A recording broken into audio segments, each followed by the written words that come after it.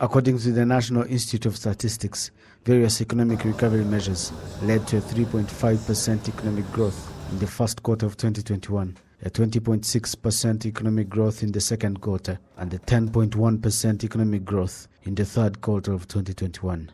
Although some sectors of the country have been hit hard by the COVID-19 pandemic, such as hotels and restaurants, these too have continued to grow steadily due to the support they have received through the Economic Recovery Fund, as they are growing at a rate of 62%, according to the Minister of Finance and Economic Planning, Dr. Uziel Ndagijimana.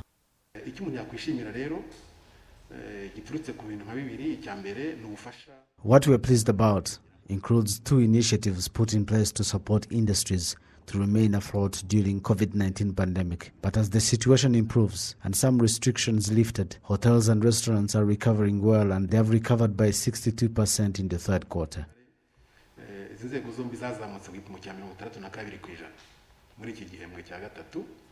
Agriculture production increased by 6% compared to the second quarter, and agriculture accounted for 23% of the overall production. Industrial production rose by 12%, while industry accounted for 21% of the GDP.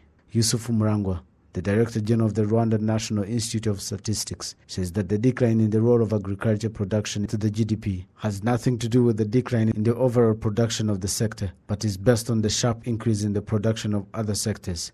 He noted that these other categories of production provide employment to many people and have contributed to improving the livelihood of the people. The contribution of agriculture sector to GDP is reducing. At the beginning, it contributed about 30% of the GDP, but it is reducing to about 20%. But this doesn't mean that agriculture is not valuable, but rather other sectors are contributing equally significantly to the GDP, and that reduces the average contribution of agriculture to GDP, but the harvest of agriculture is not reducing.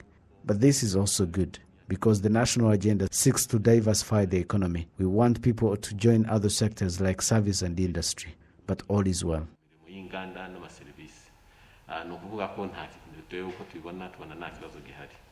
The National Institute of Statistics estimates that service sector productivity rose by 11%, while that sector accounted for 48% of the total GDP in the third quarter of 2021. In the third quarter of 2021, the country's gross domestic product was at 2,746 billion compared to 2,453 billion Rwandan francs in the same quarter last year.